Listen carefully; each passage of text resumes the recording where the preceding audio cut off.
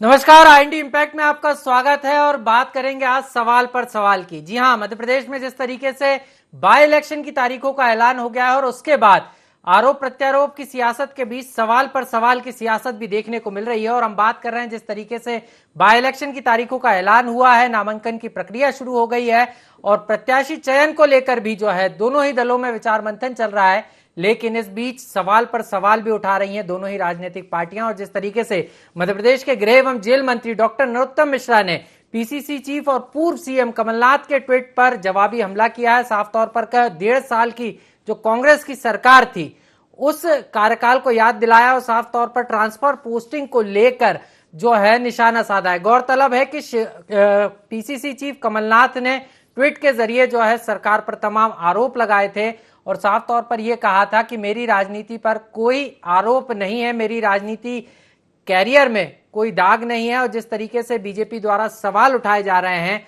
उसको लेकर जो है कमलनाथ ने ट्वीट किया था और बीजेपी पर सवाल उठाए थे कि बीजेपी सरकार के कार्यकाल में जो है तमाम चीजें हो रही हैं। और उसका जवाब मध्य प्रदेश के गृह एवं जेल मंत्री डॉक्टर नरोत्तम मिश्रा ने तीखे रूप में दिया है। साफ तौर पर कमलनाथ पर निशाना साधा और साफ तौर पर अगस्त वेटलैंड का जिक्र उन्होंने किया। उन्होंने साफ तौर पर कहा कि तमाम जो भ्रष्टाचार की चीजें निकलकर सामने आई और ऐसे में कमलनाथ अपने आप को बेदाग बता रहे हैं। और यही कारण है कि आज इसी विषय पर हम चर्चा कर रहे हैं कि सवाल पर सवाल और क्या कुछ कहना है इसको लेकर मध्य प्रदेश के गृह एवं जेल मंत्री डॉक्टर नरोत्तम मिश्रा का। सबसे पहले आपको वो सुनाते हैं।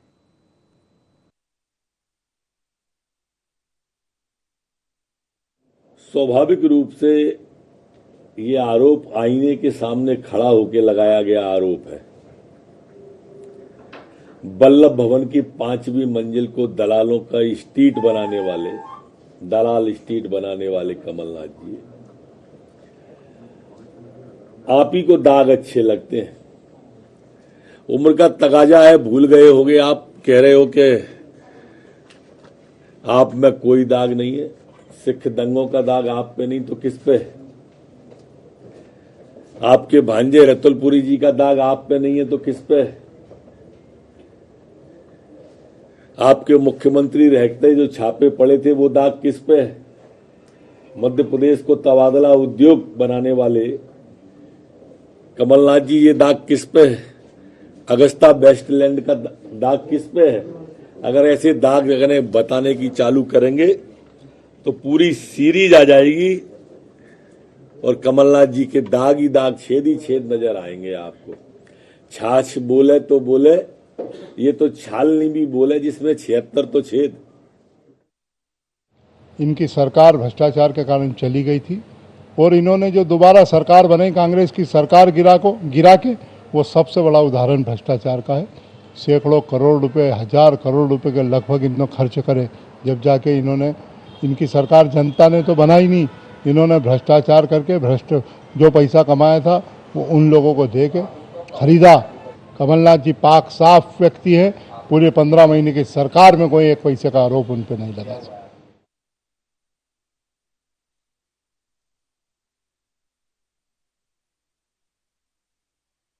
जिस तरीके से पीसीसी चीफ और पूर्व सीएम कमलनाथ का ट्वीट निकलकर सामने आया, उन्होंने साफ तौर पर कहा कि मेरे राजनीतिक कैरियर में व्यक्तिगत तौर पर कभी मुझ पर जो है आरोप या दाग नहीं लगे।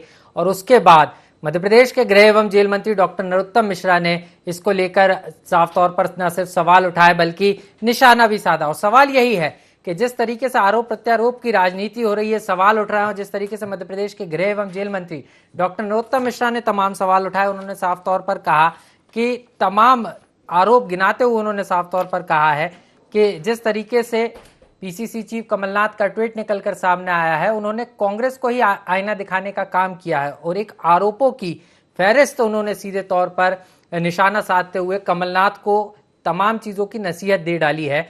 और यही कारण है कि इसी पर आज हम चर्चा कर रहे हैं, सवाल पर सवाल। और हमारे साथ खास मेहमान भी जुड़ेंगे। सबसे पहले हम हमारे संवाददाता आमिर के पास चलेंगे। लेकिन जिस तरीके से अगर हम बात करें तो इसको लेकर मध्य प्रदेश में सियासत देखी जा रही है और अगर हम बात करें तो ये सियासत इसलिए भी ज्यादा नजर आ रही है क्योंकि आगामी समय में मध्य प्रदेश में बाय इलेक्शन होना है। 3 विधानसभा सीटों पर जो है विधानसभा का उपचुनाव है, वहीं एक लोकसभा सीट जो खंडवा की लोकसभा सीट है उस पर भी जो है बाय इलेक्शन होना है। और उसके पहले इस तरीके से जिस तरीके से तमाम चीजें निकलकर सामने आ रही हैं, इसी पर आज हम जो है चर्चा करेंगे कि क्यों सवाल पर सवाल हो रहे हैं, क्यों आरोप प्रत्यारोप की राजनीति मध्य प्रदेश में देखी जा रही है। और सीधे मैं चलूंगा, माया निरोलिया जी हमारे साथ जुड़ गई हैं। माया जी, बहुत बहुत स्वागत है आपका इंडी 24 में।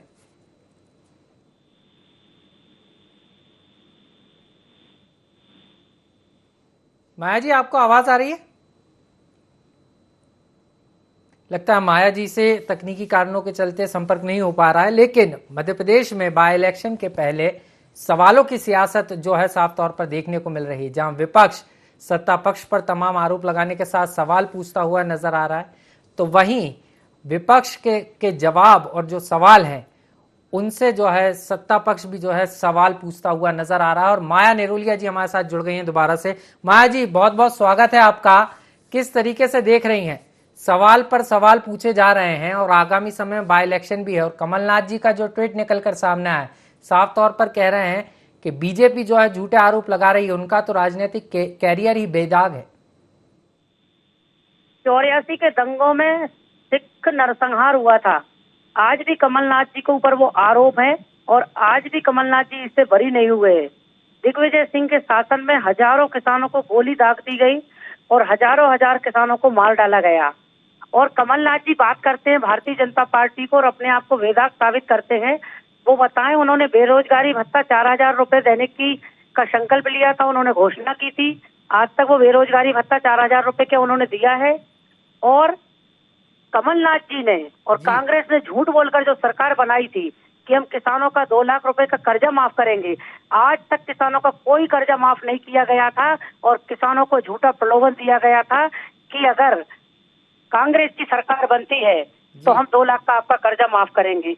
इस प्रकार की झूठी बातों से जनता को गुमराह करके अपने आप को सच्चा साबित करने वाले कमलनाथ जी ये बताएं कि कमलनाथ जी जब मुख्यमंत्री बने थे उनके कार्यकाल में एक ही गोरख धंधा चलता था, ट्रांसफर, पोस्टिंग, दलाली।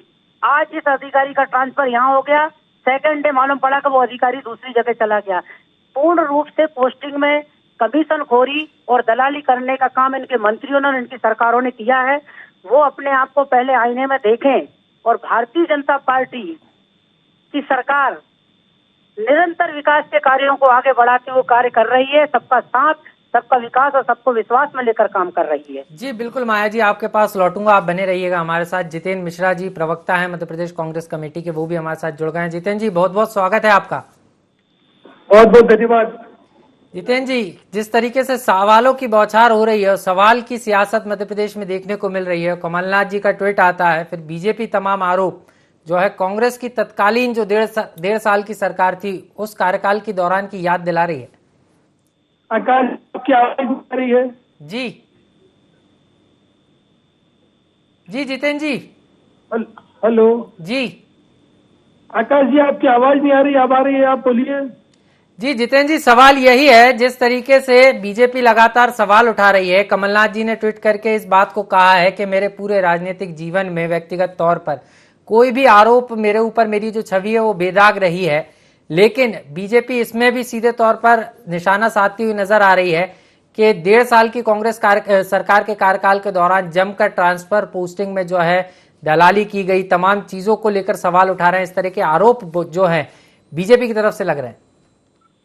नहीं, देखिए आकाश जी, सबसे पहली चीज तो भारतीय जनता पार्टी की सरकार के 17 सालों के सवाल पूछो तो कांग्रेस पे पलटवार करती है। सरकार में आप हैं, आपको जवाब देना पड़ेगा। जब हम सरकार में थे हमने सारे सवालों के जवाब दिए। आज किस तरीके की सरकार चल रही है, ये कोई से छिपा हुआ है क्या? प्रदेश के अंदर सामाजिक ताना बाना तोड़ा गया, ये छिपा है क्या? महंगाई को लेकर के सरकार के क्या प्रयास हुए राहत देने की दिशा में? नौकरी को लेकर के क्या प्रयास? ये सारे सवाल हैं आज, लेकिन भारतीय जनता पार्टी को जवाब सवाल पूछने लगे।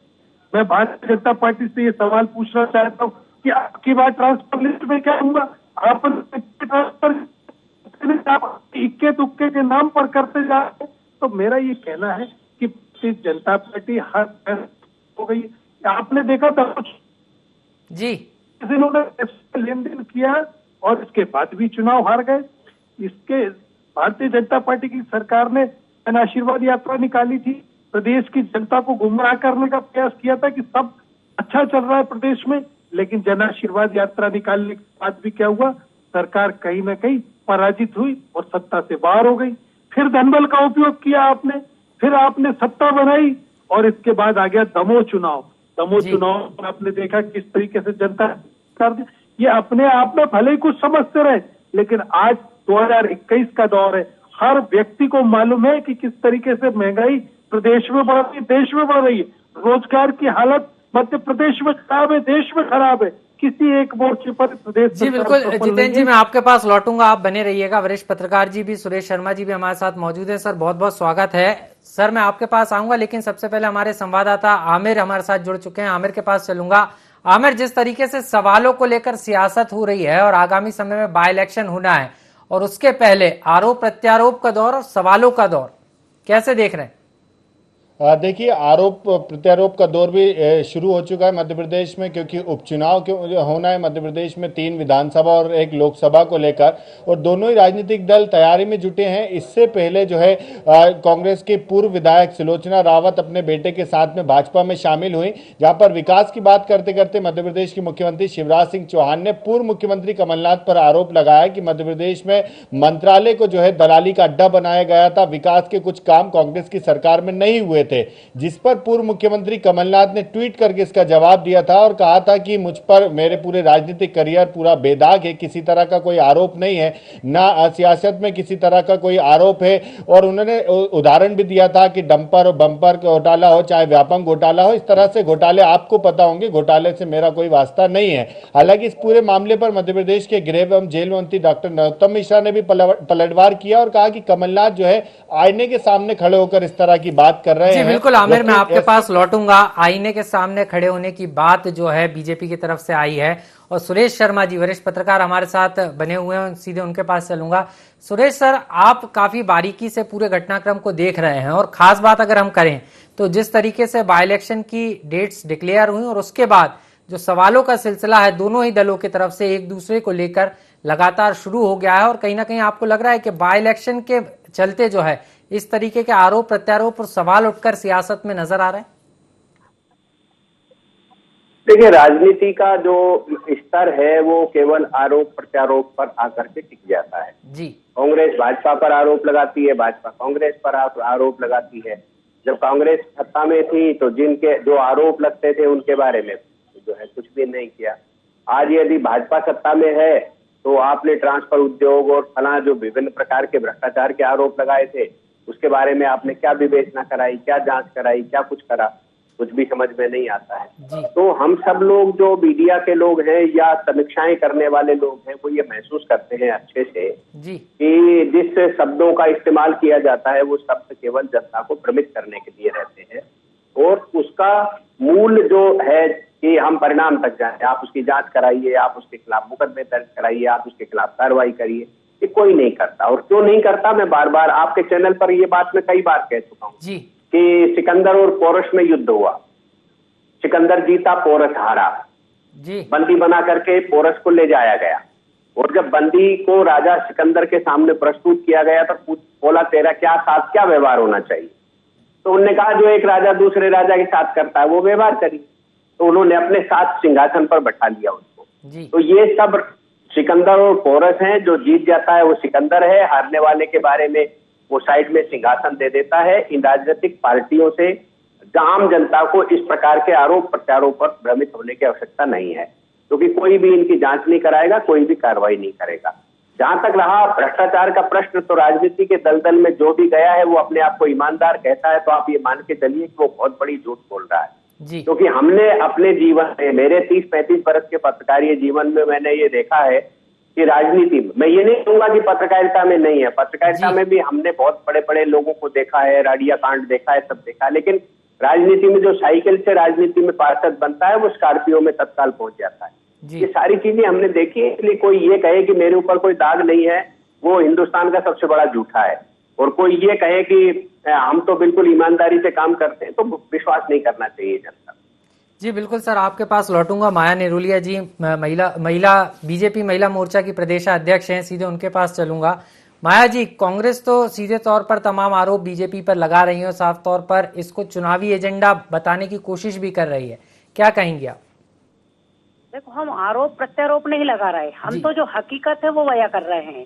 अब आप देखिए, जब ये चुनाव लड़ रहे थे तब इन्होंने बोला था कि हम हर किसान का 2 लाख रुपए का कर्जा माफ करेंगे। जी। किसान इनके धोखे में आ गए, भोला वाला किसान, भावुक किसान, कि भाई चलो ठीक है हमारा कर्जा माफ होगा। फिर क्यों नहीं किया?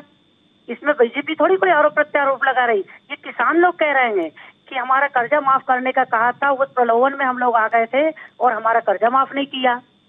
बेरोजगारी भत्ता देने का कहा था, वो भी नहीं दिया। अब आप देखिए, वल्लभ भवन में कमलनाथ जी अपने को वेदांत समझते हैं और कहते हैं मेरे ऊपर जिंदगी का कोई भी दाग नहीं है। वल्लभ भवन में पोस्टिंग दलाली में ये पैसा कहाँ जाता था, कमलनाथ जी बताएं ना। उनके मंत्री लोग सीधे पैसा लेते थे, सीधा पैसा लेकर ट्रांसफर करते थे। आज इस तहसीलदार का ट्रांसफर इस स्थान पर हो गया और रात को दूसरे दिन सुबह मालूम पड़ता था वो ट्रांसफर तीसरी जगह हो गया। ये आरोप प्रत्यारोप नहीं लगा रहा, ये हकीकत है।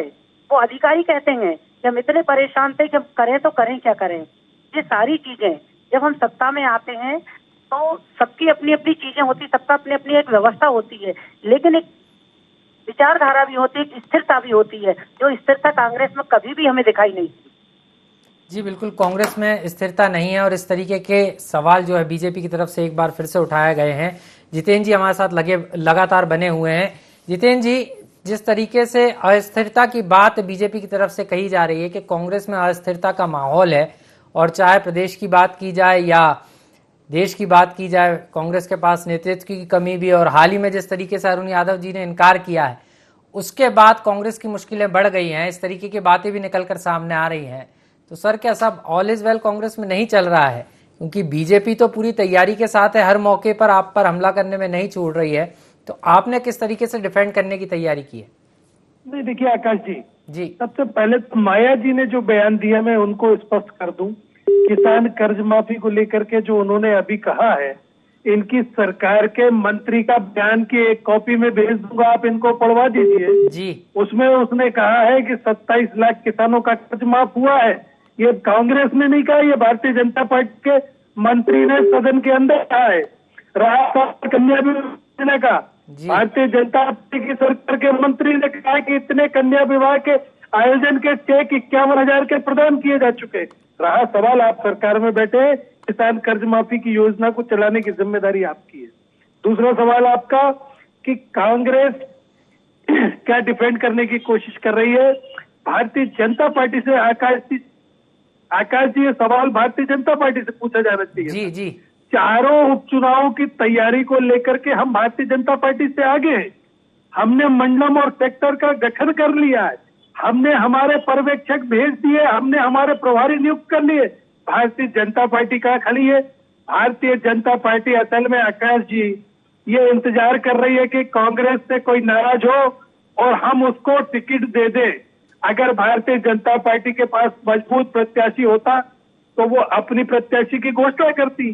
वो इंतजार अभी भी लगातार कर रहे हैं। जैसे आपने देखा कांग्रेस के लोगों को पिछली बार चुनाव में टिकट लड़ाया था जी, अब की बार भी वो इंतजार कर रहे हैं। तो सर कांग्रेस बीजेपी तो कोशिश करेगी भी, आप लोग आरोप भी लगाते हैं जितेंद्र जी, बीजेपी तो कोशिश कर रही है, चले कुछ देर के लिए मान भी लें, लेकिन कांग्रेस अपना घर मजबूत क्यों नहीं कर पा रही? क्योंकि जिस तरीके से माना जा रहा था कि अरुण यादव जी प्रबल दावेदार होंगे, और ऐसे में अरुण यादव जी का इनकार करना और उसके बाद जो तमाम स्थितियां दिख रही हैं, क्योंकि कमलनाथ जी का अब से कुछ दिन पहले ये बयान भी निकल कर आया था कि जिसको जवाबदारी लेनी है वो आगे आकर काम करे, और यही कारण है कि बीजेपी को इसी तमाम चीजों के बीच में जगह मिल जाती है। और जिस तरीके से हाल ही में आपको बड़ा झटका भी लगा है, सुलोचना रावत कांग्रेस का दामन छोड़कर सीधे तौर पर बीजेपी में शामिल हो गई हैं अपने बेटे के साथ, तो ऐसे में कांग्रेस अपना घर क्यों नहीं बचा रही? कांग्रेस इसके लिए कुछ काम कर रही है क्या?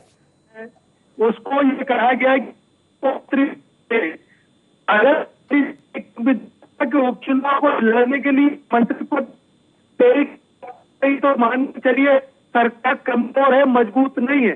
जब एक उपचुनाव आता, जब मंत्रिमंडल की बात की जाती। जी जितेंद्र जी, चलिए हम आमिर के पास चलेंगे। आमिर लगातार हमारे साथ, हमारे संवाददाता बने हुए हैं। आमिर, अब क्या लग रहा है, क्योंकि बाय इलेक्शन के लिए रणबेरी की जो शुरुआत है, रणबेरी एक तरीके से बच चुकी है, नामांकन शुरू हो चुके हैं, और ऐसे में प्रत्याशी चयन को लेकर भी जो है दोनों ही दलों में जमकर रस्साकसी चल रही है, जमकर विचार मंथन चल रहा है। और उसके पहले सवालों पर सवाल और जिस तरीके से आरोप प्रत्यारोप की सियासत, क्या लग रहा है अभी ये थमने वाला है कि आगे और चलेगा? देखिए, ऐसा कोई पहला मौका नहीं है जब सियासत में इस तरह के आरोप प्रत्यारोप देखने को मिल रहे हों।